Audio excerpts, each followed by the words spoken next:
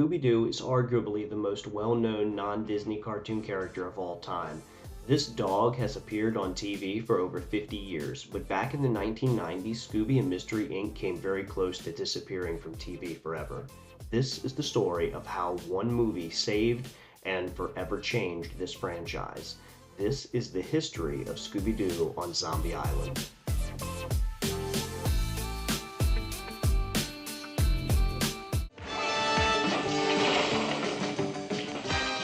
In the late 1960s, television was undergoing significant scrutiny from parents and advocacy groups that were concerned about the impact of violent content on children. Shows like Space Ghost and Herculoids, though popular, faced criticism for their action-packed, sometimes violent scenes.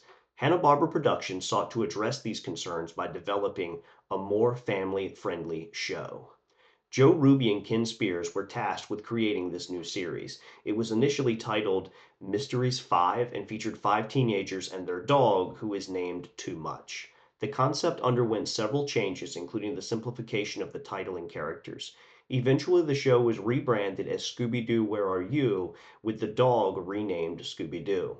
The name Scooby Doo was inspired by Frank Sinatra's lyrics in his hit song Strangers in the Night.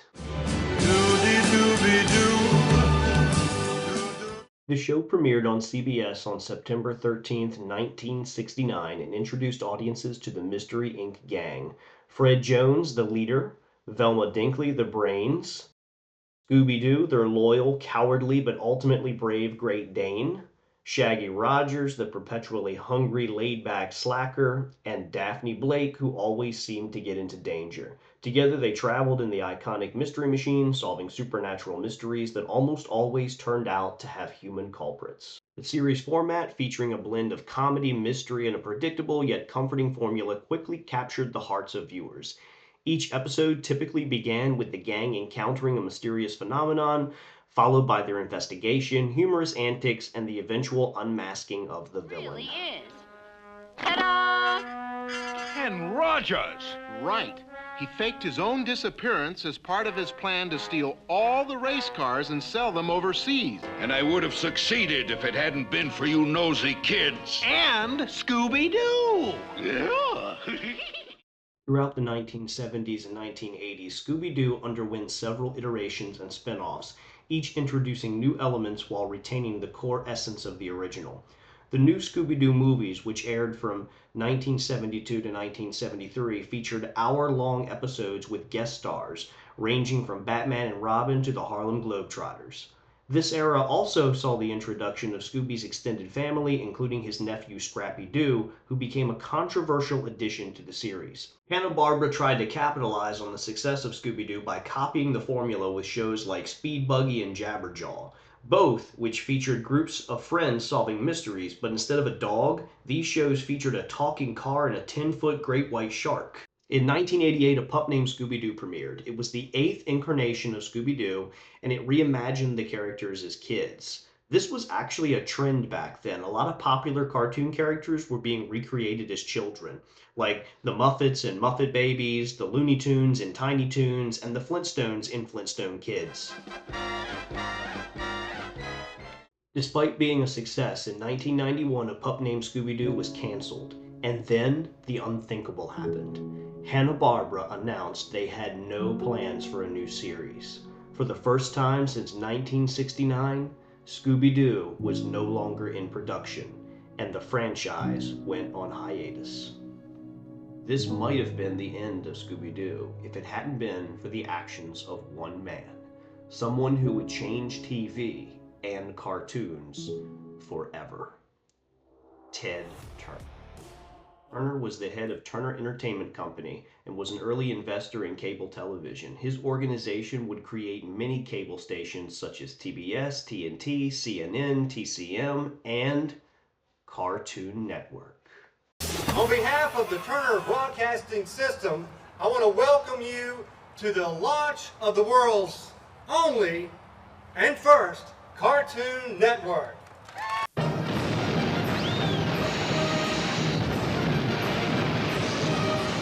Turner Entertainment Networks proudly present the world's first 24-hour cartoon network. Hello, folks. Welcome to the world's first and only Cartoon Network. Cartoon Network launched on October 1st, 1992. It was the first channel ever dedicated to animation, and prior to launching, Turner had bought the rights to Hanna-Barbera Studios programming, which included Scooby Doo. In the early days of the Cartoon Network, there was no original programming at all. The channel relied entirely on reruns of classic cartoons, and Scooby Doo was by far the most popular program on the channel. In fact, episodes of Scooby Doo Where Are You in its various incarnations aired multiple times every day in several time slots.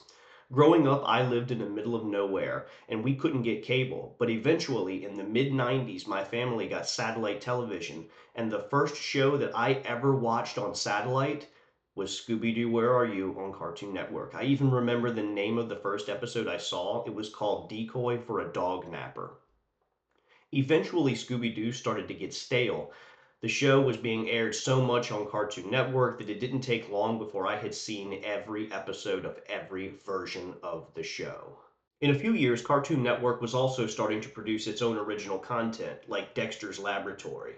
And by the end of the 90s, almost all of Hanna-Barbera's content had been either removed from the network or was rarely airing. This might have been the end of Scooby-Doo if it hadn't been for Time Warner. In 1996, Time Warner acquired Turner Broadcasting, and executives at Time Warner saw that Cartoon Network had led to a surge in popularity of Scooby-Doo merchandise. They recommended creating a new Scooby-Doo film to take advantage of this. During the 80s, there were 3 feature-length TV movies that had been released, and in 1994, Hanna-Barbera brought Scooby-Doo back for another TV movie called Scooby-Doo in Arabian Nights. But that wasn't even a real Scooby-Doo movie. Scooby and Shaggy were only in it for a few minutes, and it seemed like they were put in the movie only to give it some extra attention.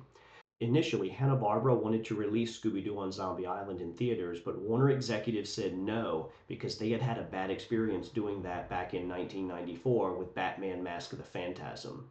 Although that Batman film was critically acclaimed, it was a box office bomb and it made almost all of its money in video sales. However, Warner figured that this film would be a one-time thing, and it treated it as mostly an experiment, so they allowed Hanna-Barbera to have almost total creative control over the story.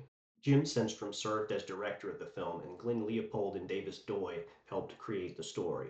All 3 of these individuals had worked on previous Scooby-Doo shows. All 3 of them had also worked on the show SWAT Cats, which was a really popular show at the time, but canceled due to concerns that it was too violent. In fact, the plot of Zombie Island was inspired by an unproduced episode of SWAT Cats that Doy and Leopold had already written. Even though the film was going straight to video and not being released to theaters, it received a huge marketing budget. They even sponsored a NASCAR driver. In terms of casting, Hanna-Barbera wanted to get as many of the original cast members back as possible, but they were only able to get Frank Welker to return as the voice of Freddie Jones. B.J. Ward would do the voice of Velma.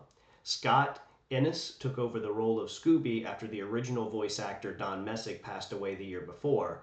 This film was actually dedicated to him. Heather North was supposed to reprise her role as Daphne, but quit after the first day. She was replaced by Mary Kay Bergman, and Casey Kasem said he would only reprise his role as Shaggy if the writers made Shaggy a vegetarian.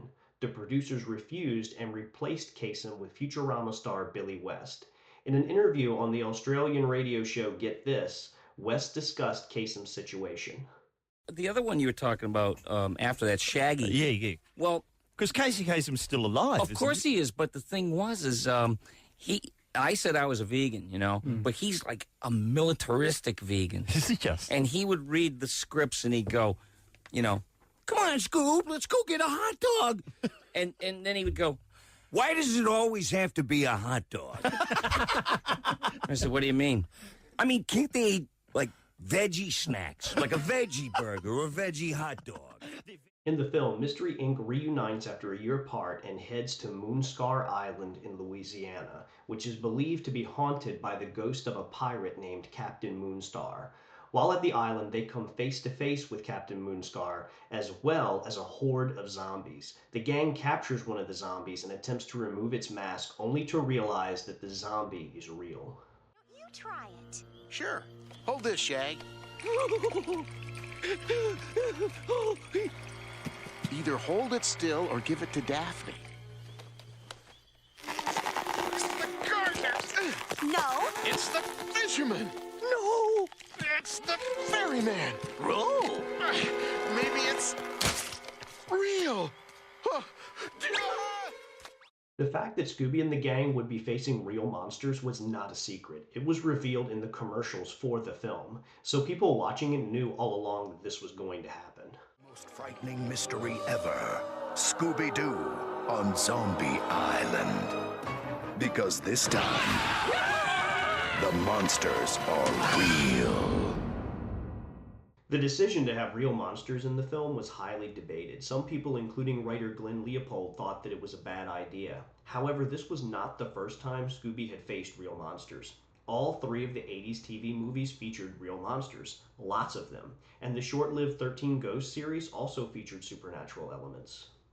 That whosoever opens this chest of demons will release 13 of the most terrifying ghosts upon the face of the earth.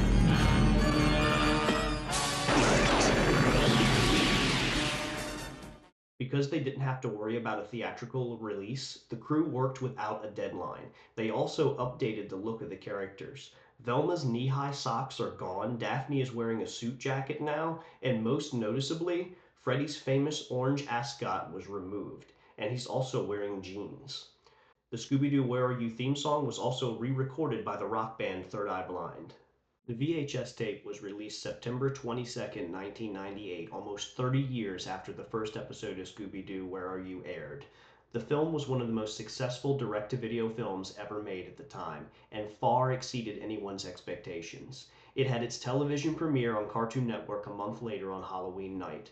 I remember coming home from trick-or-treating and watching it.